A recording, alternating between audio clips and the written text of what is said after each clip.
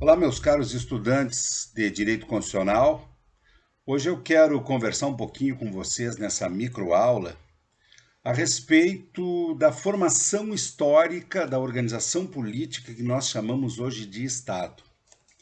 E a função desse estudo sobre a formação histórica do Estado reside na necessidade de compreender essa formação para poder entender, no plano do direito constitucional, a relação entre a formação do Estado e o constitucionalismo e a produção de constituições como os documentos centrais dos sistemas jurídicos que organizam a estrutura política, a estrutura estatal e a estrutura social da modernidade e dos nossos dias contemporâneos. E eu começaria trabalhando com vocês a partir da seguinte metáfora. Os contratualistas, que foram pensadores no campo da filosofia política do final do século XVII e fundamentalmente do século XVIII, e cujas principais expressões, cujos principais nomes são Thomas Hobbes, famoso autor do livro Leviatã, John Locke, dos dois tratados sobre o governo civil, ou Jean-Jacques Rousseau, do famoso livro O Contrato Social, que inclusive dá nome a essa tradição teórica de pensamento sobre o Estado no terreno da filosofia política, pois esses autores, quando tentavam explicar o fenômeno do Estado, ou quando tentaram explicar o fenômeno da formação do Estado, eles partiram de uma metáfora que era a ideia do estado de natureza. Pois o estado de natureza, na construção dos contratualistas, era um estado inicial da formação das sociedades humanas, em que os indivíduos tinham as máximas possibilidades, ou todas as possibilidades, de expressão dos seus desejos. Em outras palavras, trazendo para o campo da filosofia política e para o campo do direito constitucional, os indivíduos tinham a liberdade total, ou seja, eles poderiam fazer o que bem entendessem, sem qualquer espécie de limite.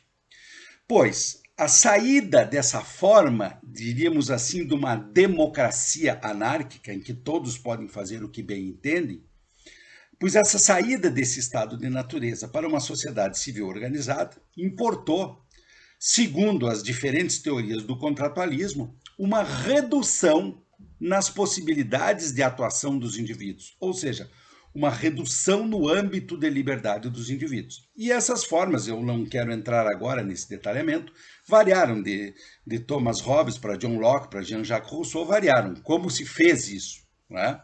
Mas, bom, a questão central que eu quero aqui colocar é que houve a passagem, no pensamento contratualista, de sociedades que eram monárquicas, sem limites à atuação dos indivíduos, para sociedades organizadas com limitação.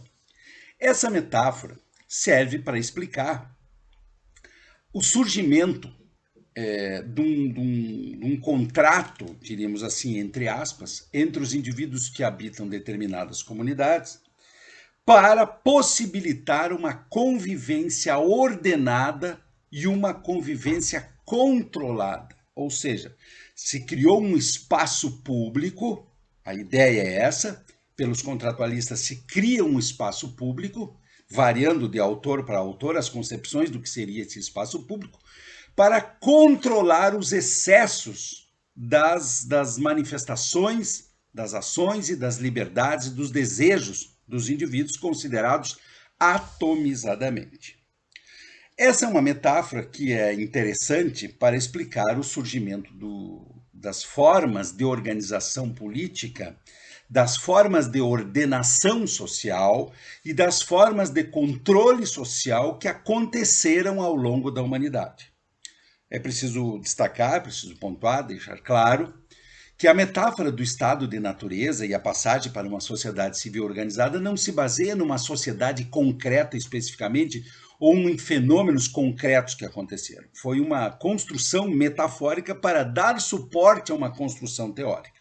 Mas, concretamente, historicamente, o que nós observamos? Nós observamos que há uma passagem de sociedades menos organizadas, menos ordenadas, com menos controle sobre os indivíduos para sociedades com uma forma de organização mais sofisticada e com uma forma de organização, de ordenação e, portanto, de controle mais complexa. E essas formas de organização, essas formas de controle, estruturam o que nós chamamos de Estado. Porque a forma de organização política, a forma de organização administrativa e a forma de organização jurídica, que hoje nós chamamos de Estado, essa forma, ela é, na verdade, uma forma que é típica da modernidade. E essa forma histórica, na verdade, ela é, diríamos assim, uma síntese de grandes formas de organização política, cujas implicações, o que significa a organização política, o que significa a ordenação de uma sociedade, o que significa o controle social.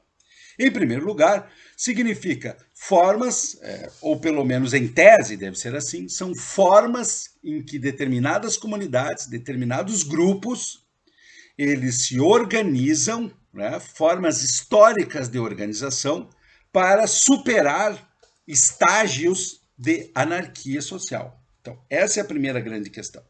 A segunda questão, o que significa, em outros termos, essa ideia de ordenação social, de ordenação política que acontece historicamente? Primeiro, existe a necessidade social, a necessidade dos seres humanos, ao viverem em grupos, eles precisam tomar algumas decisões que vão afetar a todos dentro do grupo. Eles precisam tomar algumas decisões que são necessárias para estabelecer um mínimo indispensável de controle para que os indivíduos possam conviver de forma grupal, de forma coletiva. Então, a primeira grande questão dessa evolução das organizações políticas e das organizações jurídicas, que nos dias atuais nós chamamos de Estado, é uma racionalização, uma organização dos processos públicos de tomada de decisão. E assim foi, por exemplo, com os gregos, assim foi com os romanos. Então, os gregos, sentindo a necessidade de organizar o seu processo de tomada de decisão lá na Atenas de 5 séculos antes de Cristo, eles faziam uma reunião na praça, alguns indivíduos podiam participar e esses indivíduos tomavam as suas decisões. Assim como foi, por exemplo, na Roma, diríamos, republicana, em que haviam corpos colegiados de determinados indivíduos da sociedade, geralmente grandes proprietários, assim foi na Grécia, assim foi em Roma, eles se reuniam para tomar as grandes decisões que iriam afetar a todos dentro daquele espaço geográfico e político, dentro daquele espaço geopolítico que era o espaço das cidades. Então, a primeira grande situação é essa, né? A primeira grande situação de organização política, de ordenação das sociedades, implica no quê? Implica na organização, na racionalização, no controle do processo de tomada de decisão. Tem que se tomar decisões. Exemplo, o que nós vamos fazer com os indivíduos que matam outros indivíduos? Os indivíduos lá na praça grega, na praça ateniense ou no Senado romano dizem, olha, nós vamos fazer isso, vamos tomar tal decisão. O que nós vamos fazer para organizar as propriedades, a ocupação da terra aqui na nossa cidade? Quem tem direito à terra? Quem não tem? Como é que nós vamos fazer quando o dono da terra morre? Isso era decisão sobre a propriedade. Então, eles tomavam essas grandes decisões. Esse é um critério para nós entendermos esse processo de ordenação. Ou seja, então, os processos públicos de tomada de decisão dentro de um determinado grupo social é uma implicação importante e histórica nesses fenômenos de organização e de ordenação e de controle das comunidades, das sociedades, das junções de tribos, das cidades, enfim. Esse processo de tomada de decisão implica necessariamente num processo de normatização, criando esse fenômeno, que é o fenômeno que é afeito a nós, que é o fenômeno próximo a nós que estudamos dentro de uma faculdade de Direito, que é o fenômeno de normatização jurídica. E, portanto, cria o fenômeno do direito. O direito como aquele fenômeno cultural, criação dos seres humanos, de produzir normas jurídicas para dar uma ordem a determinados grupos sociais. Então, essa é uma outra forma. E essa forma é uma forma tão importante que ela foi assumindo, a forma do direito, foi assumindo uma importância cada vez maior nos processos de organização das sociedades humanas. Até chegarmos ao clímax dessa importância que assumiu o fenômeno jurídico, naquilo que nós chamamos de Estado de Direito. E quando essa ideia dessa estrutura jurídica que organiza a sociedade, sempre através da produção de normas jurídicas, ela tem uma Constituição como principal norma jurídica, nós chamamos de estados constitucionais de direito, ou estados constitucionais, que são formas de organização política, são formas de organização social, dentro de um determinado território, para uma determinada população, que tem como principal elemento todas as decisões terão a forma de norma jurídica produzida através do direito, e produzida através de um direito positivo. Esse processo de normatização ele foi diferente em distintas sociedades. Por exemplo, indígenas americanos não tinham um sistema de normas jurídicas tão formalizado como criaram, por exemplo, os europeus.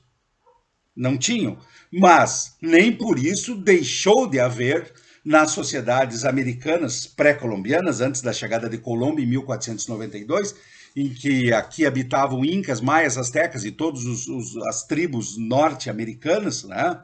Apaches, Siux, Navajos, etc., eles tinham formas de normatização. Eles apenas não tinham uma estrutura institucionalizada, tal como tinham os europeus, mas tinham um processo de normatização. E a outra grande implicação das ordenações das sociedades ao longo da história diz respeito a uma distribuição de bens. Ou seja, a distribuição de bens materiais necessários à sobrevivência dos indivíduos, ela, de uma forma absolutamente caótica, ela passou por um processo de racionalização, de organização, mas, entre aspas, né, paradoxalmente, tem uma certa irracionalidade nisso. Por quê? Porque chegando até os eventos que culminaram com o capitalismo, nós temos um processo de grande acumulação que, dentro de uma perspectiva ideal, racional, humanitária, não deveria acontecer dessa forma. Então, um primeiro momento dessa nossa microaula, as sociedades humanas, elas saem de processos, diríamos, anárquicos para processos de ordenação, para processos de organização e para processo de controle dos indivíduos. Os indivíduos não podem fazer tudo o que querem. E esse processo tem algumas implicações, ou seja, como fazer esse processo? Primeiro, tem que se organizar os processos públicos de tomada de decisão que vão implicar na vida de todas as pessoas da comunidade. Segundo, esse processo assume a forma normativa, a forma de produção de regras que vão ditar comportamentos, chegando ao máximo, chegando à forma mais paroxista, a forma mais perfeita, diríamos assim, dentro de todas as imperfeições que acumula isso, que é a forma do chamado Estado de Direito, em que todos os comportamentos que devem ou que podem ser exigidos pelos indivíduos que governam em relação àqueles que não governam, os governados, é um processo de produção de normas jurídicas. Todos os comportamentos devem ser juridicizados, tornados jurídicos dentro do fenômeno do direito. Então, essa é uma segunda grande questão. E a terceira grande questão é que nesses processos de organização tem que haver uma forma de organizar a distribuição dos bens, que nos casos de países que têm altas desigualdades sociais, na verdade é um processo irracional, diríamos assim. Pois bem, essa forma de organização das sociedades humanas, ela pode ser dividida em quatro grandes momentos, segundo quatro formas diferentes de organização das sociedades humanas. A primeira grande forma A primeira grande forma é a forma que é realizada, que acontece na antiguidade, que é a forma de organização através de cidades-estados. As cidades eram organismos, eram entidades geopolíticas separadas e independentes. Então, a cidade de Atenas era absolutamente independente da cidade de Esparta e era absolutamente independente da ilha de Creta, assim como Roma não tinha que nada a ver com outras cidades próximas dali. Então, essa é uma primeira forma. As cidades são independentes.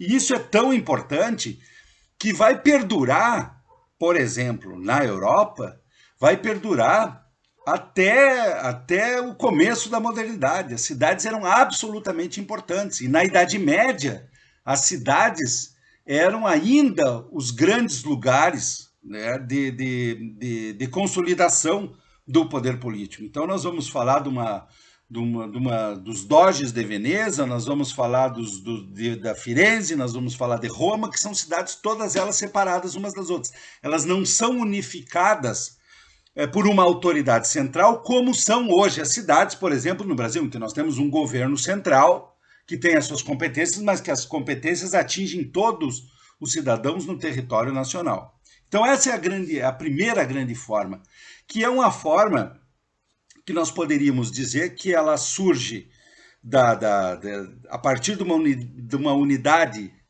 nuclear, que é a família. As famílias se juntam, formam as frátrias, que são grupos de famílias. As frátrias, os grupos de famílias se juntam e formam as tribos se juntam e formam as aldeias, e a junção de grandes aldeias vai resultar na formação de uma unidade geopolítica maior, que são as cidades. Esse processo na antiguidade, por exemplo, no mundo ocidental, vai culminar com uma grande cidade que se expandiu e que adquiriu as feições, as dimensões do império, que é Roma.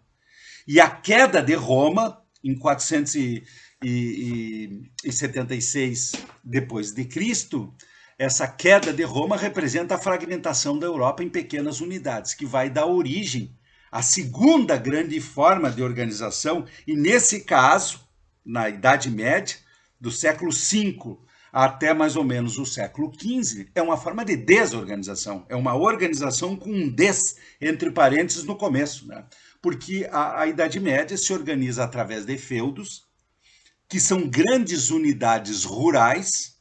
Os detentores do poder na Idade Média europeia são grandes proprietários rurais que têm seus exércitos particulares, e eles exercem, dentro dos seus feudos, essas funções que hoje nós temos como funções públicas. A função de executar, de governar, de legislar, e a função de jurisdicionar, de dizer qual o direito de cada, a função jurisdicional do poder judiciário.